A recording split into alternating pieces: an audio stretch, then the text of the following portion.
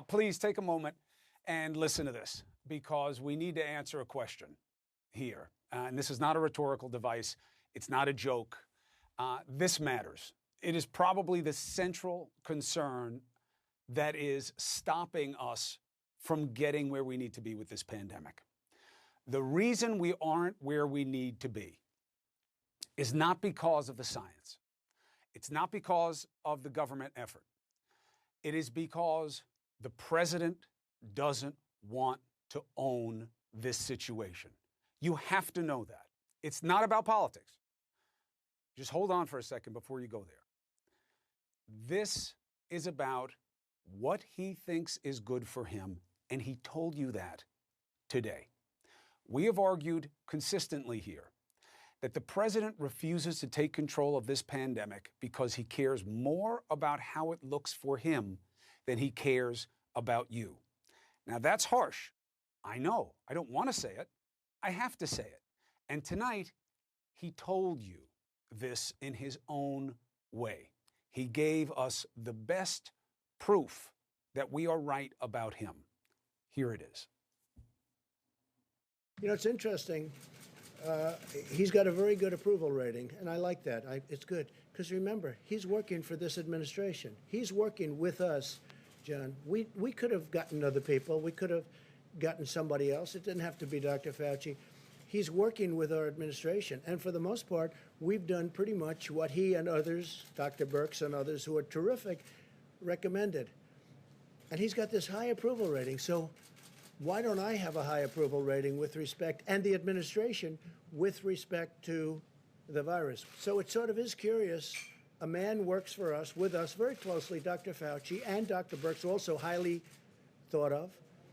And yet they're highly thought of, but nobody likes me. But nobody likes me. Now, you have to understand something. I'm no psychologist. I am a little bit of a Trumpologist. I've been around this man a long time. And the idea that, well, just cut him out. When you cut the president out, you get exactly where you are right now. Nowhere. Nothing will happen if he doesn't want it to happen. It can't.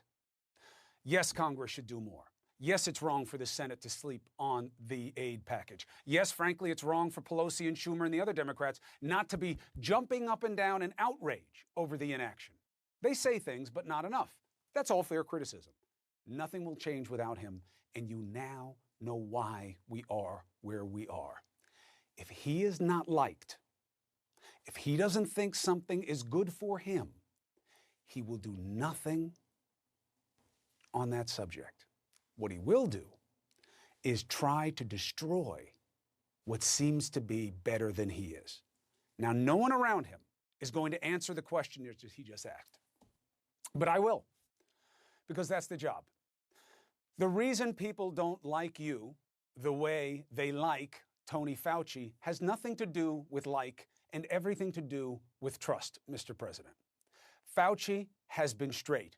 Birx has played more to covering for you, but admittedly, both have said when they did things wrong.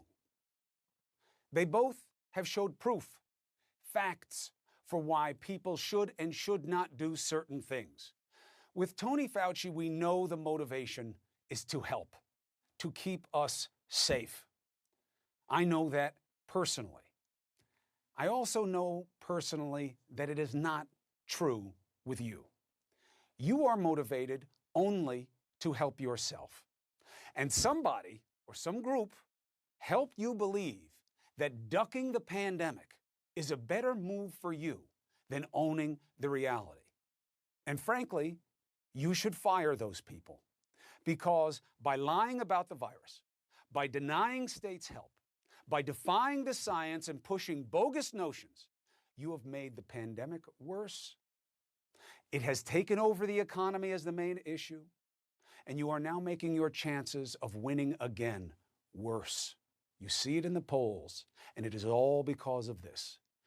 The reason you are not where Birx and certainly Fauci are, you revealed in what you did last night. This retweet. When you decided to retweet nonsense, attacking them because you don't like the pandemic, and you don't like that he is liked. If you aren't liked, then you must destroy who is liked. You've always been this way. You're doing it now, but it's hurting you most of all. You retweet junk that our nation's top infectious disease expert, the person you just said, is your main guy. And last night you put out stuff that he misled us on a widely debunked miracle cure. Here it is. You trashed a man that we know cares about us. And then you showed the difference between you and him. When confronted with what you obviously put out there about him, you lied about it. You said that Dr. Fauci misled the country about hydroxychloroquine. How so? No, not at all. I don't even know what his stance is on it. Vaughn, put the tweet back up. It was last night. And we're all too sophisticated for this. Well, he didn't tweet it, he retweeted it. It's the same thing, and we all know it. So he's asked, and he says, oh, no, never, not at all. I don't even know his stance. Then why did you put this out? This is why you're not where Fauci is. You go on a Twitter bender retweeting videos, and the reason that we are being pancaked by the pandemic is that instead of acting, you would rather trash the man who is trying to act, the man you call your top scientist. And in favor of who and what? You're going to trash Fauci. You better have good reasons for trashing Fauci, right? You know we care about what he says, right? You know he's proven himself to us, right? So what do you do it with? In favor of someone making unproven claims about hydroxychloroquine. A doctor who argued against the value of masks that you just said we're patriotic to wear, but you're going to support someone who says you don't need them. A doctor who has published videos talking about alien DNA. That's who you're going to promote over Tony Fauci. Someone who has insisted that sex with spirits is responsible for a range of medical problems. That over Tony Fauci. That's the doctor that the president wants to use to amplify his own message. Now do you get why you are not as popular?